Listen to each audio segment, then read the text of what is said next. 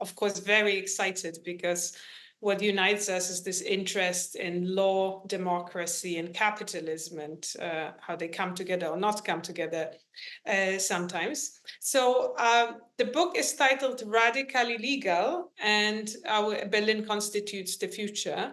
And I will start from reading two very short fragments to give you a sense of both the style. I mean, the important part of the Nine Dots Prize is that, and that was a great pleasure for me of writing, is that the book is supposed to be based on research, but accessible for a general audience and hopefully also fun to read. I read two fragments and then we move towards discussion. And this is a book.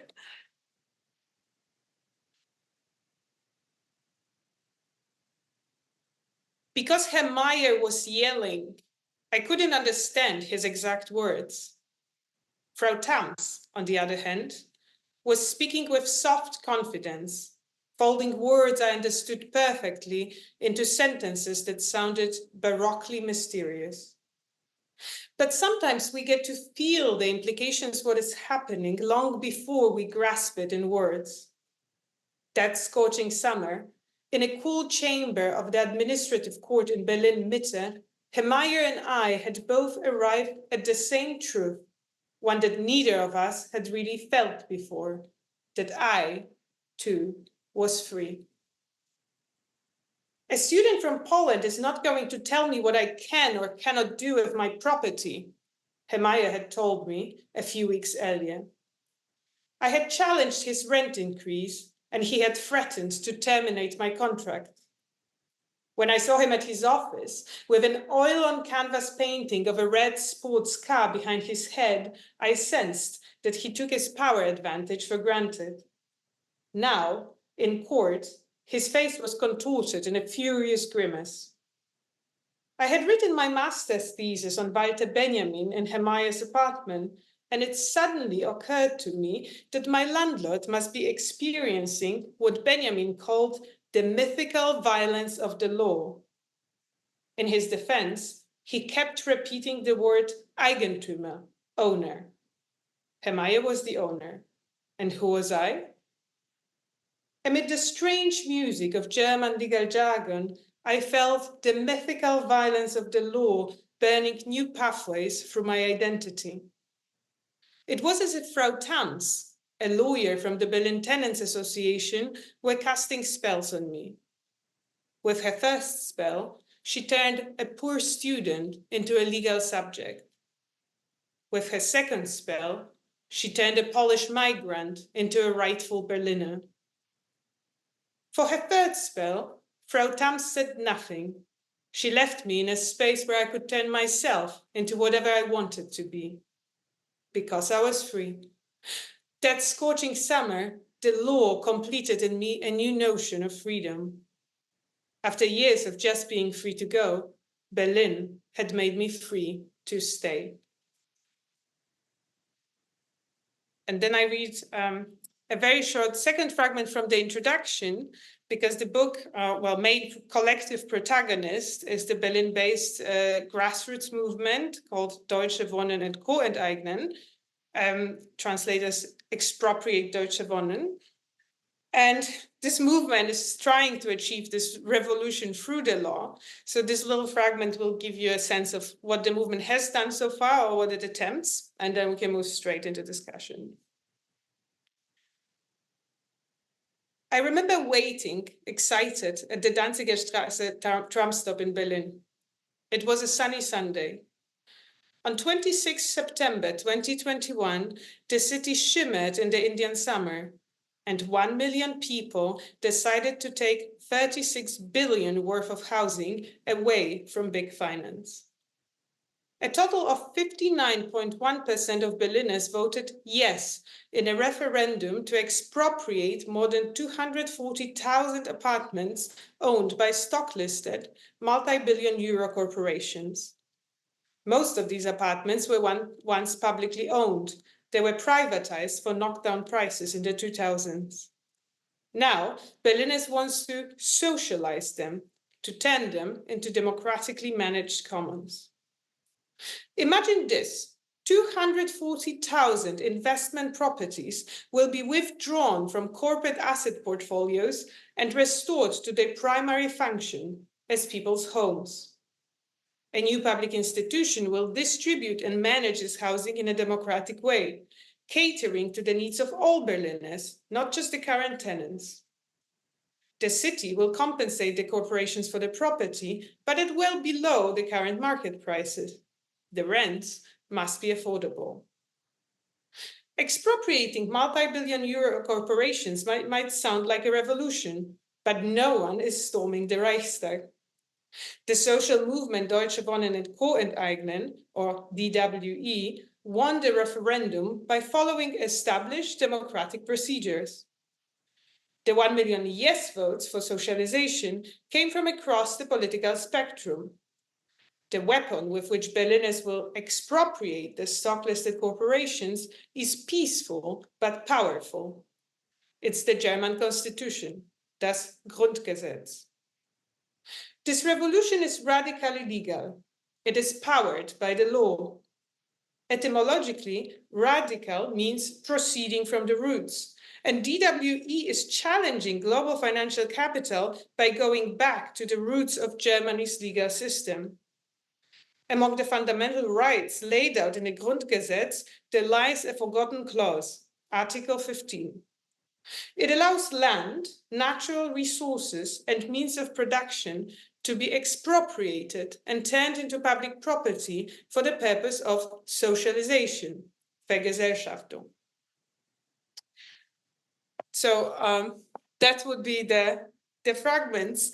And if I were to summarize this book in a very, very short way, I mean, in a way, because it is written for the general readership, it contains a lot of F words. So it's a book about freedom, function, and feelings, and how big finance is affecting all of them. It is about freedom, because it is about the Kantian idea of freedom and dignity that is inscribed in the German Constitution, which presumes that freedom is not only freedom from harm or freedom of political oppression, but it's also this freedom from dire existential need, which means that the right to housing is implied in this freedom, and which means also that within the framework of German Constitution, the tenants' rights have been actually interpreted as property rights, even if tenants do not actually own the apartment in the civil code meaning of it. The second F is the function, because once the big corporations or companies like Black or Shadow or investment banks such as BlackRock, once they take over housing, not just in Berlin, but we're observing this worldwide, then this drive of finance to derive financial profit is undermining the function of the assets in question, the use of housing as homes. They become primarily a means for financial speculation, while people struggle actually to find their homes. And then it's a book about feelings, because all this arises lots of anger in the general population. And the question is, what do we do politically with this anger? Will this anger remain unaddressed and then turn into right-wing authoritarian populism that often undermines the rule of law, as we've been observing in many places around the world recently? Or can we mobilize this feeling of anger at the injustice inscribed in the system, to restore the system and to counter and to empower the law, the public law, to realize its promise for democracy and its promise for every person to be really considered free and equal, as the law apparently promises to us. So just to link this book to the wonderful book by Katharina, if Katharina's book, The Code of Capital, has described how capital is coded in the law and it is private law, then maybe democracy is also coded in law, but it is a public law. And in a way, the movement in Berlin is so interesting, I think, well beyond Berlin itself, because we can observe that this confrontation between local grassroots democracy and global capitalism, I mean, it's a very local grassroots initiative that uses the national legal framework to counter the global capitalism. So it is a confrontation also between the private law that supports big capital and the public law, which is our best chance to try to restore democracy and realize the promise of democracy. So I think that's enough for the introduction. I'm really, really looking forward to the discussion. Thank you. Thank you, Joanna, for this wonderful introduction, and thank you for asking me to discuss your book today, which I enjoyed reading greatly. Not only because I'm, of course, also from Germany, and many of the things that you talk about the Constitution, but also just the atmosphere in Berlin sort of feels really home. So I think I just wanted to compliment you on your book, because I think it actually does achieve its several goals. One is to show how legal transformation can happen in a peaceful way, but could also actually be quite system transformative, not only fix a couple of smaller problems. But it also is really written for a general readership, and the way that you tell the stories about your own life and how it's entangled with the broader movement in Berlin is actually very engaging. And so I think the encounter with the landlord, Mr. Meyer, is a little introduction to that, but there's more of it there. And I think then there's a third dimension that we can also talk about in our conversation, which is sort of the social movement building. So you just talked about right now about the success of the achievements. There's, of course, more work to be done and is in the works, and maybe you can talk a little bit about this. But I think the social movement interests me as well, and I think as you're in your own profession as a sociologist, it's something that you are interested in, and we should talk about. I just thought I want to talk about sort of radically legal first, that concept, because I've also remember from an earlier article that you read where you basically said, capitalism cannot be transformed or revolutionized, or the revolution cannot come from within the law. The law cannot do this. And in some ways, this, of course, rings true because the law tends to be very conservative. But in your remarks now, and of course in your book, you show that actually there is more potential in the law. And one dimension might be the public versus private. But I just want to hear more from you whether your thinking has changed about what law does and can do, whether it's a specific German or Berlin phenomenon. You say basically the subtitle is about Berlin more than anything else, or whether you have a more general theory about how the law could be used to achieve that kind of transformative change. Thank you. I think it depends, of course, how we define the revolution, and I think there's also not one agreement across even on the left, but also across the political spectrum, what counts as revolution, right? And there is, of course, the ideal of the revolution, which comes as the very rapid, immediate change of everything, right? And then there's different kinds of revolution that maybe occur much slower, but they can actually happen. So throughout the years of political and scholarly engagement in this double function of scholar activism, working with political movements, I tend to believe that this incremental but nonetheless persistent revolution is potentially the one that is also sustainable, because whatever change we create, we need to fix it also in the system. And I repeat throughout the book that one of the principles of this movement of DWE is that we don't believe in the day after the revolution. So that there's some change and we arrive and, we work hard till the revolution, and then the next day we can just enjoy ourselves, because once we fix the system, it will be wonderful ad infinitum. And because, because democracy is something that we actually striving for, rather than ever fully realized. To me, the idea of democracy is the idea that everyone participates in sharing power. And I think in this book and in the Article 15, what is prominent is that economic power is also one of the kinds of power that we should democratically share, and not allow a small group of the powerful monopolize also this kind of power, just as we don't allow political power to be monopolized to be able to call it democracy. So again, I mean, I think what is interesting, I mean, I say also that, radical means proceeding from the roots. And it is about coming to the roots of the idea of democracy, the roots of political system, the foundational utopia of the state. Why do we need a state to start with? And I think as long as we want to create any system, then sooner or later we need some version of the law. I mean, we may, even if we change everything, we might not call it law, but law is just a form of organizing the rules. And to organize big groups of people, I mean, you cannot get away from having a sort of rules. These rules are actually precondition for freedom because they prevent my freedom to harm or limit your freedom, or they mediate these negotiations. So to sum it up, I mean, I think what's very interesting is that this movement took this very conservative character of the law. The fact that the law is conservative in a direct meaning of the word, it changes very slowly.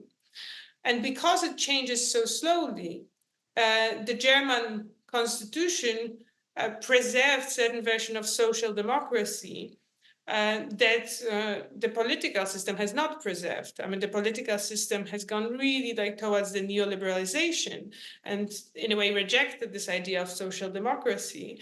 So mobilizing this conservative power and violence of the law, I mean, I quote also Benjamin, turns out to be very progressive in the current context because we have made this shift from social democracy to neoliberalism.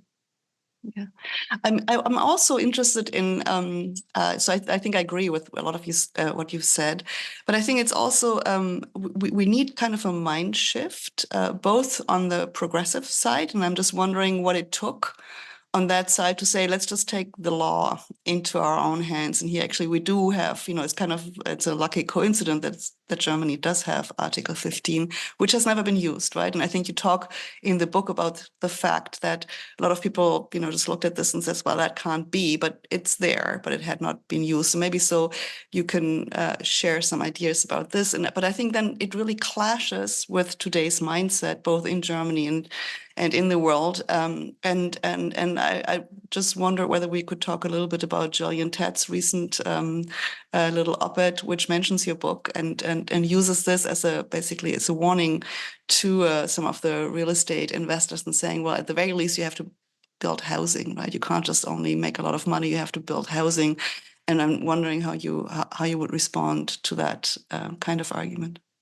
Yeah, just linking the previous and this question, I mean, if it's a lucky coincidence that Article 15 is in the German constitution, well, I mean, yes, if you call the German Revolution a lucky coincidence, right? Because the historical root of the Article 15 is the German Revolution of 1918-1919.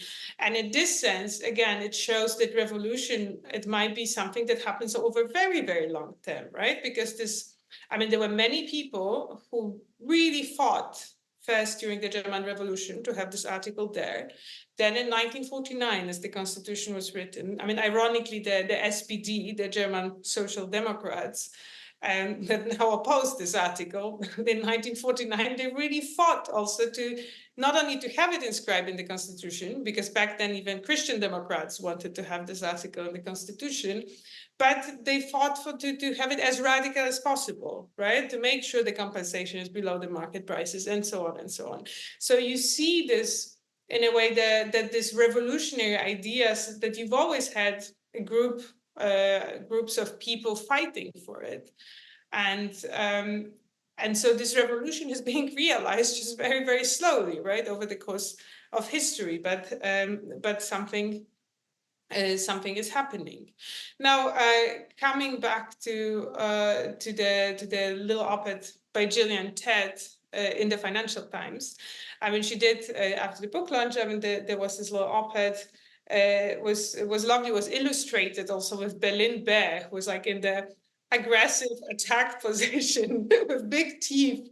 I mean, so just like basically attacking the investors. And I think many Berliners really welcomed this image, because the question is, what kind of investors do you want to attract and which ones do you want to scare? And I think the thing with private equity and with corporations that really focus on increasing the shareholders' value, that they often do not really contribute in anyhow to the city life, or it's oppositely so. They come and withdraw the resources, strip the resources, strip the assets, and then escape and move forward. And we see it, you know, we saw it in relation to housing in Berlin. We saw it in UK. I mean, this big Thames water scandal, where again, corporate actors, you know, the water system was privatized, and corporate actors stripped this infrastructure of value, basically, and make it stop functioning, literally. I mean, there's no clean water anymore, right? There's no housing, there's no clean water, because this type of speculative capital really comes and is interested in taking out the value without contributing the value. So this is the type of capital that indeed Berlin is more than happy to scare off in any possible way. And yeah, and it has also historically happened. I mean, in Berlin, there were also big protests against having an Amazon or Google headquarters. So then explain to me why actually the Berlin government did sell the housing stock, because I think it's also important to emphasize that there was a long tradition in Berlin until very recently of having substantial social public housing stock. And so the question is, why would the Berlin government that is steeped in this tradition sell this? Other than an extreme emergency, we can debate whether that actually was the case, or whether they could have found different types of landlords if they needed the money. But the other questions also relates to Gillian Tett herself. How is it that somebody as intelligent and well-versed is still believing the mantra of just bringing money in and then somehow the housing problem will solve itself because people will build, these investors will build, in the face of a lot of research that has been done that actually they don't? They will only build enough to make more money, and at the cusp where they might be competing with themselves in these highly concentrated structures of ownership, they will not invest in further housing. But we're still seeing the same kind of arguments being repeated in the face of evidence that that actually is not the case. How do you explain that? Mm-hmm.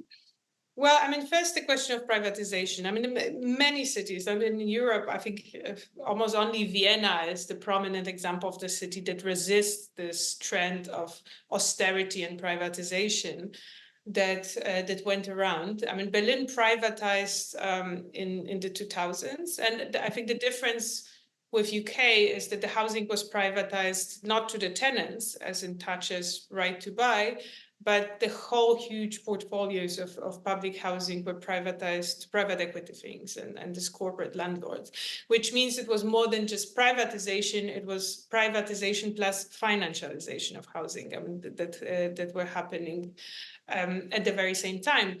And well, I mean, one can speculate what were the reasons behind it. I mean, one immediate reason was the public debt. And so that was caused, among others, by so-called Berlin bank scandal, which was a mixture of privatization and corruption, which often come together also in many different parts of the world.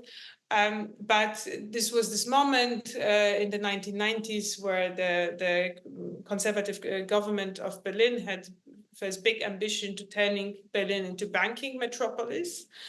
And then so they started developing also questionable financial instruments.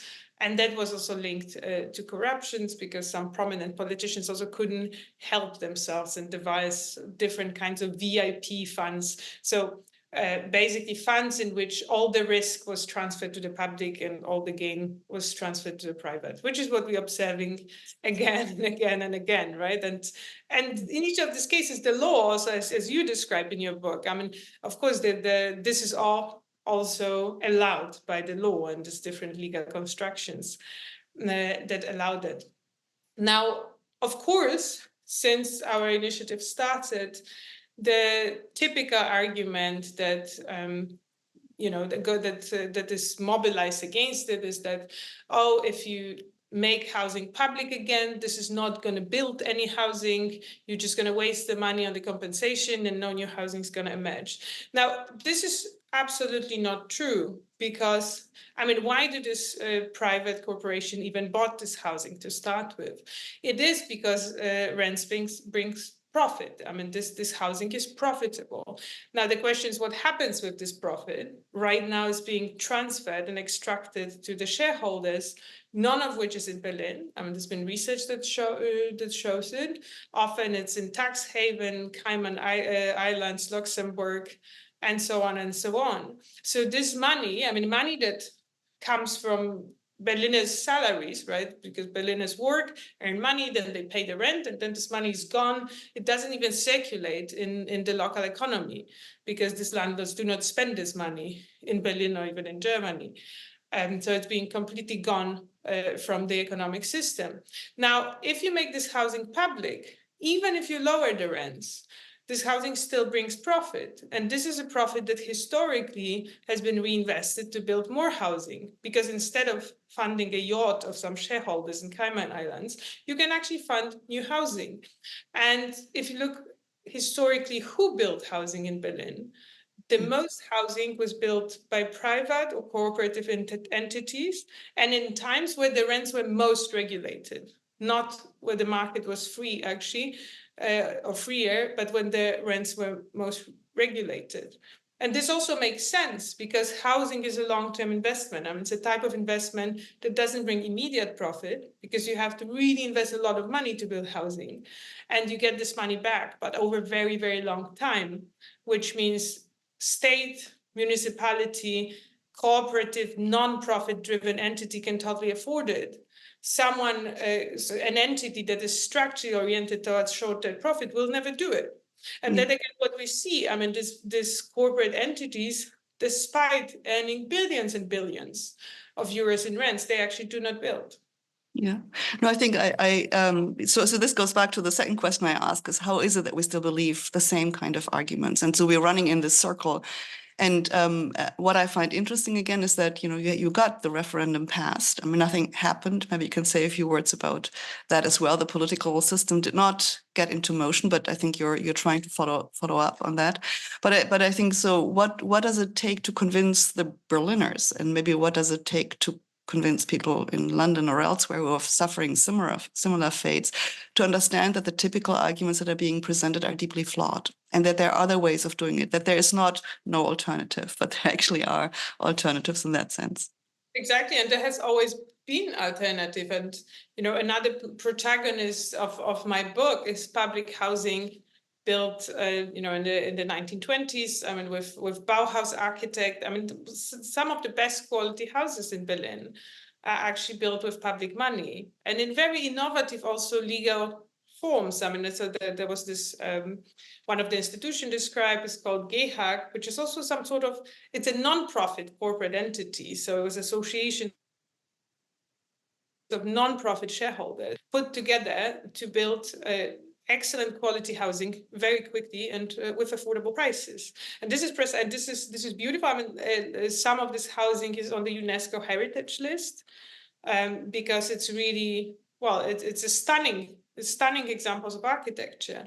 And this is exactly this housing that was privatized, and this architecture that also within Bauhaus ideas was developed to be affordable. It was, in fact, part of the almost architectural concept that the housing is for everyone and affordable, is again now being misused for financial speculation. So there's been even within Berlin, I mean, some questioning, like, should it even be on the UNESCO list if this heritage is not being respected? Because heritage is not just what the building looked like, but also how it was designed to function.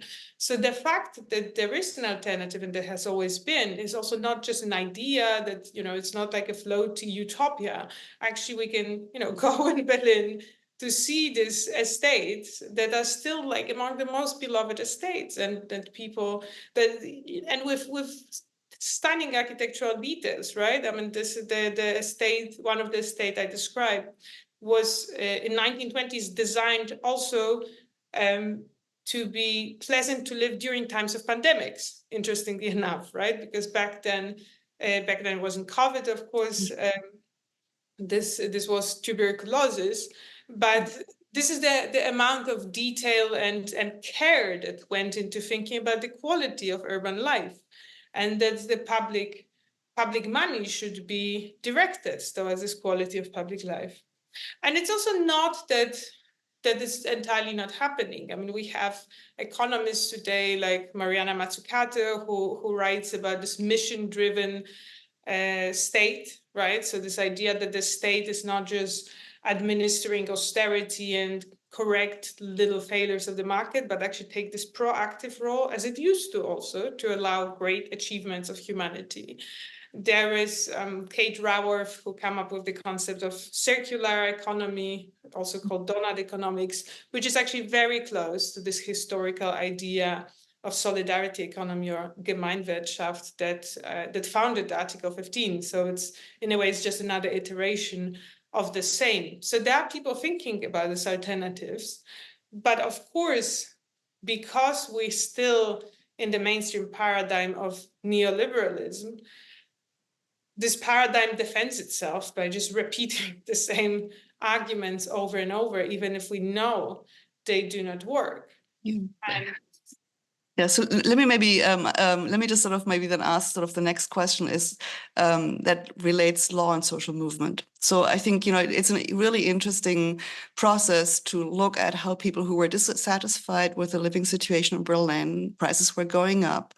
Lots of the housing was, you know, privatized, but actually, you know, sort of corporatized, financialized, as you suggest. And then people got together and said, we have to do something about this, something very concrete that affected their own lives, but something that has, I think, started a much broader movement. And I think in your book and also in the other work, you're using that as an example just for something broader. And I just want to again come back to the question, sort of what does it take for people to jump on the bandwagon and come along with you and others to do this?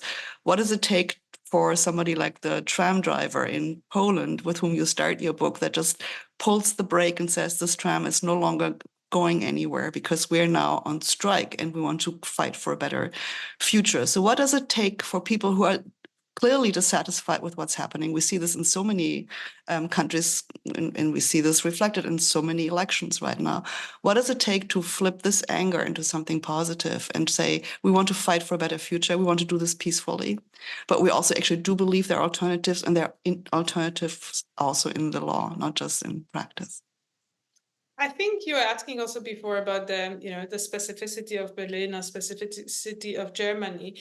And I think if there would be something to learn from Berlin, and that I was myself impressed when I first moved, is especially if I compare it to places like London, in relation to housing, but many other things, is that people refuse to give up on the system. And not in this naive way, because everyone knows that the system is rigged towards the rich and the powerful. And I think we are at the stage of history that it is not anymore a conspiracy theory. I mean, we have Netflix movies that show you know, the structural corruption that occurs through the law. We have articles in Financial Times, not just in some leftist you know, outlets that describe, again, with painstaking details, how the big corporations misuse the law to avoid taxes, to you know, get a bigger share than they would possibly deserve. So we know that the system is rigged, but the question is, do we fix it by destroying the whole system, or do we fix it by holding the system to its own promise? And indeed, I think the Berliners refuse to be cynical about the system. And that's one of the reasons why I do compare this movement to the history of Solidarność, which I kind of witnessed as I was growing up in Poland. Because in a way, Solidarność did the same move, right? I mean, against the perversion of so-called socialism that became an authoritarian state. I mean, the move of the Solidarność was not to try to destroy the state, but to take it seriously. Like, you say this is a state for the people, you say this is workers' state, well, then let's do it. Let's have a state in which workers actually do decide about the future, the economy. And of course, this was the most subversive thing that could have been done, because those in power did not want to share power. And in a way, I mean, the Berlin Initiative is doing the same when it comes to democracy, right? Like you say, this is a social and constitutional democracy. Well, then look at our constitution. Here we have Article 15. Let's do it, right? Let's empower this constitution that allegedly funds our state to do what it's supposed to do. And of course, that puts those in power who would rather keep the system reproduce inequality in very much more difficult position than if you just like run at the Reichstag and try to destroy the system, because then it's easy to say, oh, these are some barbarians, destructive people, rather than people who just simply take democracy seriously. And both democracy and law as such have this promise of equality. Right. And the question, and in a way, I think the most dangerous thing to the rigged system is to take its promise seriously and really try to enact it. Yeah, I think it's a great answer. Jane, I saw you coming in. Yeah. Hi, thank you so much both. What a fascinating discussion. I wanted to start putting some questions from our online audience to you both, actually. Well, some are more for Joanna and some are for both you and Katharina. Obviously, people have already read both of your books, so that's great. So if I start with one from Dr. Alina Congreve, I think this is more towards Joanna, but she was interested in the reaction of organisations like BlackRock and the other finance organisations to the referendum. Was there legal challenges? Did they try and use sort of PR campaigns to sort of counteract the messages that the movement were putting forward? Absolutely, and at different stages. I mean, so already before the referendum actually happened, when the first polls showed that there's roughly like a bit over 50% support for socialization, the international rating agency Moody immediately put a one-page report threatening to downgrade Berlin. And I mean, it was interesting. We bought the paper because it's not freely accessible. So we bought the paper. It's not even 1.5 pages. There's no analysis, no research, nothing. I mean, it's clear that this is a report that the only function of it is to produce headline and to scare people of it. And as such, of course, it works. I mean, all the major newspapers had then articles saying, oh, Berlin is going to be downgraded. If it uses this crazy Article 15, right? So that started already now. Then there's been a lobby organization created against it that started also collected paid volunteers. I mean, so our movement was collecting signatures for free, but then the organization started an alleged social movement where they hired volunteers to collect signatures.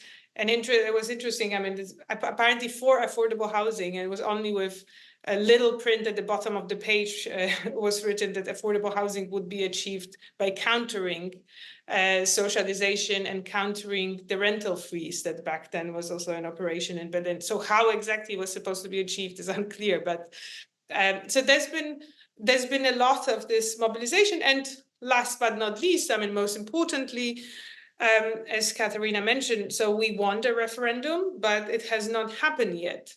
And it has not happened yet because, I mean, so in Berlin is a city, but it's also a state within the federal system. So it has a little bit more legal competences than just a regular city. And within the system, there are two types of referenda that you could organize. One is the referendum that we did organize that orders the government to legislate certain claim. And we won it. And obviously, very quickly it turned out that if the government really does not want to legislate it, there is no legal means to force. And of course, the government, I mean, the politicians, I mean, both mayors that ruled since then, they were quite blunt in saying that they're against it. But of course, they cannot officially say we're going to ignore the results of the referendum. So there's been a lot of delay and deny strategies. One of the most interesting one was setting up a big commission, expert commission, to investigate if this would be constitutional, legally possible. And this commission was set up by the then mayor, Franziska Giffey, and she really didn't hide that her aim is to, delay and possibly find out that it's not possible. And all that this commission produces a report that says actually it's all very well possible, and in some ways even on better terms that even we as a movement assumed. So there's a little twist and turn. So what the movement is now doing is preparing for the second referendum, which is legislative referendum, where you need to draft an actual legislation. And we have crowdfunded 100,000 euros to hire a renowned public law firm, and the movement is working with this law firm in drafting this legislation. And possibly in a year or two, depending on the timing, we would organize a second referendum. If that would be where to pass, then the socialization would have to happen. And of course, not being naive, that means that, if already the first referendum, where we were still possibly underestimated because people didn't believe it's possible, there was already so much resistance and countering. I think once we start collecting signatures for this more dangerous, more serious referendum, I can imagine that the big capital will and the lobby will mobilize all kinds of clean and dirty tricks to make sure it's not going to happen. And that's and that comes back, to a question that I don't have yet answer for. And it's partly, that's what we are figuring out in this process, namely, is democracy still possible in the time of global capitalism, and that takes over?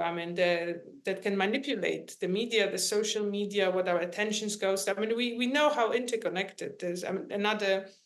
Another winner of the 9 Dots Prize, the first book in this series, is about how these big corporations are also buying and selling our attention and effectively deciding what we believe, what we have time for, and so on. So I think, in a way, the question that is unavoidable to reveal itself in this process is also a question: does democracy still have a chance with global capital? Thank you. That's really good. The next question is from someone who didn't leave their name, but I think is really addressed to both of you. So maybe we could start with you, Katharina. The question is, you talk about very tangible things, so housing, land, but also these very intangible things, these systems, global financial system, the legal system. Is there something about this mix of tangible and intangible that either when you're thinking and writing about it is difficult to sort of get your head around, but also when you're trying to explain, or when you're trying to think about changing the situation we have? Is that part of the difficulty, these tangible and intangible aspects to the sort of case studies that you both look at? Katharina, perhaps if we start with you. Yeah, so that's a great question. So what I'm trying to argue in my book is to show that the legal structures, which are, of course, also the source for everything that is intangible, so-called, because it's also legal. The legal structures for that were actually first invented for property. It started with the enclosure movements in England and elsewhere, the creation of private property. So what we imagine, this is all about land. It's not really about the land. It's about the title to the land. It's about the right to be able to sell the land and then get the financial gains from the land. And these techniques of basically declaring something to be enclosed and therefore kind of specific, having a title to it, and then being able to sell the stuff to others to make a gain, these mechanisms can be applied to almost anything. And of course, to financial instruments. That's what financial instruments are. You basically take a promise for future payment and you code it in law. You dress it up with collateral law. You can pack it out in a trust and you can sell the tranches to different types of investors. All of a sudden, we have a complex financial systems, but with the very building blocks that we first developed with real estate. So I think from the get-go, even if we start with land and housing that is so tangible and so close to people's life, the machine, the legal machine behind it is not very well understood, because we think this is one thing and something else is so abstract and we don't even know it. And what I was trying to do in my book is to open up basically the underbelly of the system and say it's actually the same thing over and over and over again. It does get more complex, but the principles are the same. And I think understanding that helps us also to be clearer when we look at certain things, that this is not kind of a complete new financial innovation that because it's innovative and new and different, therefore should be supported because innovations are always great. But we can look at it and say, actually, it's the same thing. One more time, enclose, package up behind a trust in a corporation, sell it to financial investors, leave them the gains, and very often socialize the cost. Mm-hmm. Yeah, and just to add it, I mean, I think, it's often the game of both big finance and the law part of the game of power being played is to create this impression that it's very abstract, very complicated, and only a very narrow group of experts can ever understand it. So as a normal citizen, all you get that often this looking down into the fact that you just want to have a home, means you don't understand how your wanting to pay less rent will surely ruin the whole system sooner or later, right? I mean, that's the message that is being sold to us. And I think an important value again of what the Deutsche Wohnen and Co. enteignen has done is to also democratize the discussion about the law. And to turn it into public discussion. So the question that was actually asked by the 9 Dots Prize for my edition of the competition was, why has the rule of law become so fragile?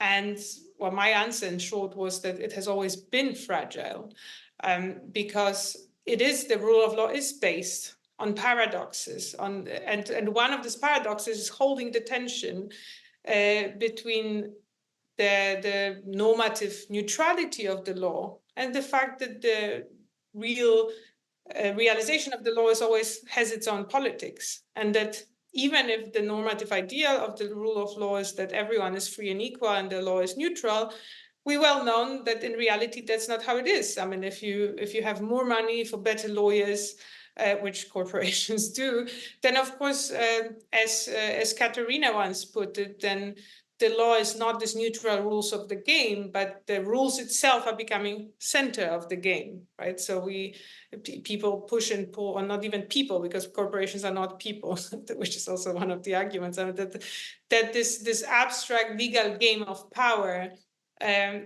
is not anymore, or is further and further from this idea that we all free and equal.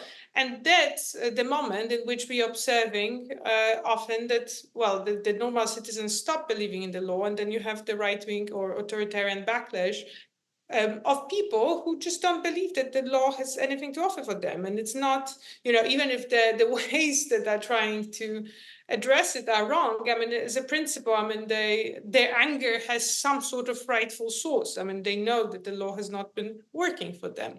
So, and I think my response to it is that once we expose this politics of the law and make it democratic as any other politics, which doesn't mean to give up on the expertise, but to nonetheless have some sort of checks and balances also on this kind of expertise, and have the public watchdog, right, taking part in this discussion, like what do we use the law for, what is the Constitution for, and that changes then a little bit of the game. And I think that's exactly what creates this field of tension also between the public law that protects democracy and the private law that tries to subvert often democracy for the gains of private capital. Thank you. Well, this question, I think, follows quite well onto that. So Sean has asked, this year has been described as the year of elections. Something like half the world's population is going to elections this year. I mean, do you think any of these issues are getting any kind of discussion in a useful way in the UK, in the US, in the European elections that you might have seen in Germany? Do you think these issues are making it to election campaigning? So I think what you see in many elections still is the protest vote. And I think that also explains some of the sort of the more extreme votes. It's basically the system is rigged and we don't believe it works for us. And we've tried all kinds of things and we're just pushing to the extreme because nothing else seems to be working. So I think you see that expressed. I don't think that the alternatives are articulated powerfully enough to really attract people, although I think in the UK, Labour might well win with arguments that I think go in a similar direction, saying we have to rebuild our system in a very different way than what Thatcher started off with in the 1980s. So I think there's a real change there. You could also say that in India, although Modi won, he won by much less than what had been expected, and that there was again a movement against that and saying, you're not serving us, and we just basically give you the bill for not serving us. So I think every system is a little bit different. France, I think, is also interesting because many of the politicians who were part of the movement behind Macron, they're again articulating their own concrete policies. So we're coming back to a political debate rather than just the fear-mongering of the right and then trying to just get an electorate for the next elections for that. But going back to more basic politics, which I think overall would be healthy if people can talk about these issues and articulate their frustrations and see also that something can be done. The final thing I would say, you saw a lot of that already, certainly in the United States during the Trump era, but beyond at the local level. So like Berlin is a state, but it's also a city. I think within cities where people can meet each other and can see the results of their political action, you very often get people back into politics that have left it long ago because they're frustrated. Yeah. Yeah, and when it comes to housing itself, of course, the housing crisis is a global phenomenon, and partly because also the privatization of housing and the financialization of housing is also it's a global phenomenon. And to be honest, I am stunned how in the UK, at least, I think no political party has a really serious proposition to fix the housing crisis. And in the book also I quote the research by a political scientist, Peter Mayer, who just analyzing the work of all mainstream political parties already years ago noted that in a way the mainstream parties have long given up on this task of representing their own voters. And often if you look at the real political proposition difference, especially in relation to economic democracy or finance, the difference between, let's say, opposing parties like Christian Democrats and Social Democrats in Germany, actually the gap is smaller between those opposing parties than between any of those parties and the voters, like what the voters needs or demands. Mayer eloquently says that this responsiveness to the voters is being replaced with very abstract responsibility to the financial system, right? And we see it also, again, it is interesting because there is this tension between the local and the global.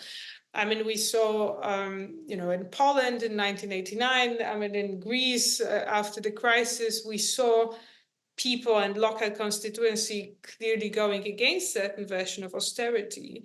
And then global or international financial institution, the World Bank, the IMF, the European Union, basically overriding the democratic decision to protect international financial system, which again begs the question, is democracy still possible in the circumstances? And that, I think, what makes, again, this movement so interesting, because it is happening in Germany, one of the most powerful economies of the world, and also the country that often very actively participating in curbing democracy, for example, in Greece, to protect the big finance. So if this kind of shift or this kind of alternative way of seeing it would be realized in the heart of the global economy, that Germany is like one of its power centers, I think this would have a potential of sending a message worldwide that there is an alternative, and maybe the fiscal stability is not the most important value of all our sets of values, that maybe there's also something to be said about human dignity and freedom. Honestly, dignity and freedom. What is in elections? This can't wait. No. We've had, just a couple more. One which I said is a bit more of a comment than a question, but I think it follows up with what you're talking about. Alina again asking, says a comment rather than question. Private equity ownership is a really big problem in, for example, the UK high street, where those types of organisations are really not interested in building high streets where people can fulfill the needs that they have for shopping and leisure, and they've got other priorities, and that must be a sort of getting to the very core of the problems that you both write about, that the priorities of these systems are not those of the people living in the houses or living in those places, towns, and that's really the core of the issue. Yeah, no, I think I would even sort of add other asset groups. Hospitals, old age homes are being, bought out by equity, and they're basically reorganizing them such that they can take advantage of tax benefits and they can fleece these assets for their own, again, profiteering, but not necessarily for the people who have to be cared for. So I think we need much more also writing by journalists and by others about these things that are happening and what impact they have on people's life, and show that actually we know how to build better structures. We've done that before, and we can also do this in the current context. So I think it's a really important comment. It just reflects the extent to which we have allowed politically, economically, and also socially to have the financial paradigm be ingrained and institutionalized in core aspects of our even care economy, not even just housing, but water, old age hospitals. I just think if people can't draw the line there, I'm not sure where we can actually draw it. Yeah, and I think the question that lurks behind this is like, who is the subject of rights, and in particular this right to freedom. This is one of the core value also of that runs through my book. But I think that the key legal trick of the corporations that both Katharina and I describe or expose in the book is this very basic idea that legally corporation is a so-called legal person.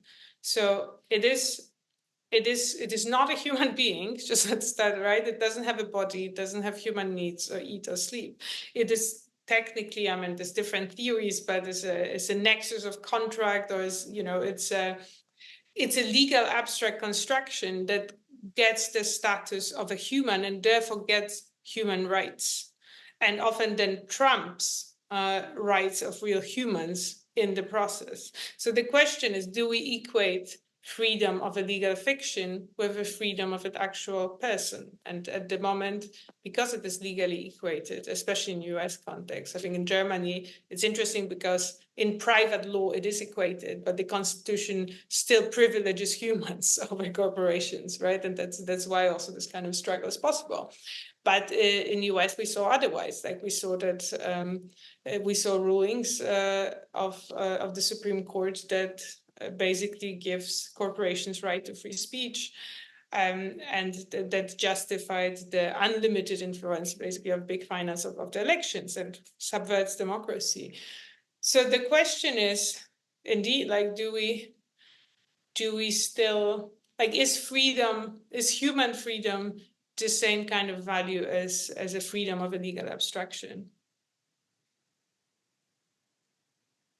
That's fascinating. Well, we'll do one more and then we'll end. And I think this really is directed to Joanna, as it's about the prize, really. So the questioner, Karen, asks, so you saw the 9 Dots Prize question, which about the rule of law. How did you get from that to thinking, yes, I'm definitely going to try and answer this, and then getting to your 3,000 word response, which actually won the prize? What was that? Could you talk us through that particular part of the process? Sure.